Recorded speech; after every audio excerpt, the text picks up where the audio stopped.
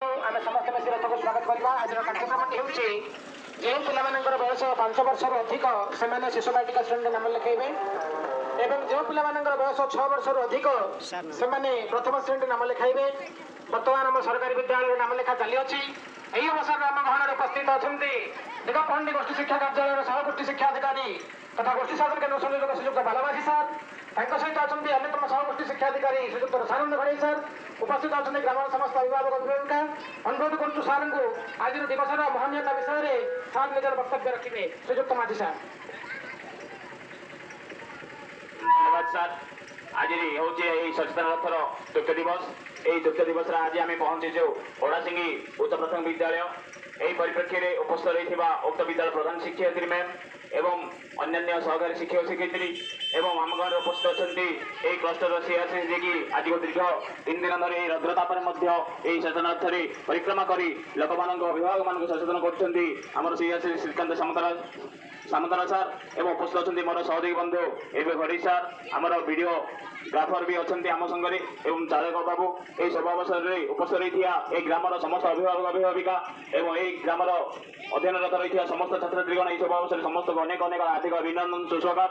आपण जानी खुशी थे ए वर्ष राज्य सरकार एक अभिनव प्रयास जोटा कि प्रथम पंचम श्रेणी एवं प्रथम 8म श्रेणी पर्यटन रही एक नूतन शिशु बाटिका श्रेणी खोल सरकार निर्देश देते।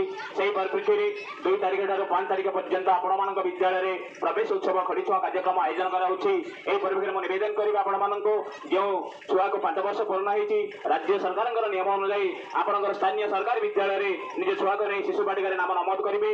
एतद्यतीत जो छुआ को सेप्टेम्बर मास 1 तारिख सुधा 6 वर्ष पूर्ण होती से छुआ को नहीं विद्यालय में प्रथम श्रेणी नाम लिखाई पिलांकर प्राथमिक सार्वजनिक शिक्षा समापन करने आपण निवेदन कराऊँगी। तेणु एति आपण कहुँ जो सरकार विद्यालय आपंकर छात्र छात्री मैंने अध्ययन कर सरकारी विद्यालय सरकार विभिन्न इनिशिएटिव एवं आनुषंगिक व्यवस्था कराऊँगी माने पिला खाइबा आरंभ कर बही बस्तानी एवं शिशु बाटिका को बर्तमान नूतन भाव में शैक्षणिक किट प्रदान कराऊँगी। तेणु मुझे परिप्रेक्षी में निवेदन करी ग्रामर समस्त अभिभावक अभिभावक निश्चित आपने भूलें ना पिला यही विद्यालय सरकारी विद्यालय नाम नमद कर पिला सार्वजनिक प्राथमिक शिक्षा समापन करने आपको निवेदन करागला।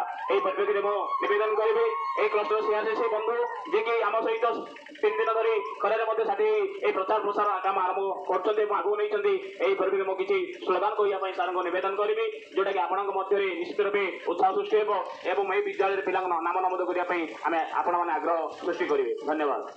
बहुत बहुत धन्यवाद सर। जहाँ प्रचंड रौद्रताप अफिस् छाड़ी सार आम ओडासिंगी ग्राम को आसी आम सहित ब्लॉक एजुकेशन अफिसर सार को अत्यंत धन्यवाद। आसंत आम किसी नारा दबा माँ मौसी को निवेदन पिलाने कह माँ मौसी को निवेदन शिक्षा हुआ सचेतन पुओ झील ये सबू सामान भिन्नक्षम स्वतंत्र ध्यान प्रवेश उत्सव आरंभ है नाम लिखाइबे स्कूल रे पिला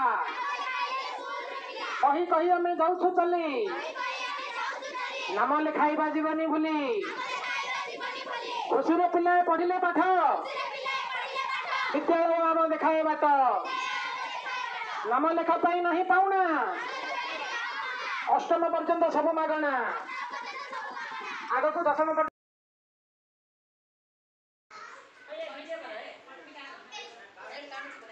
वीडियो करछि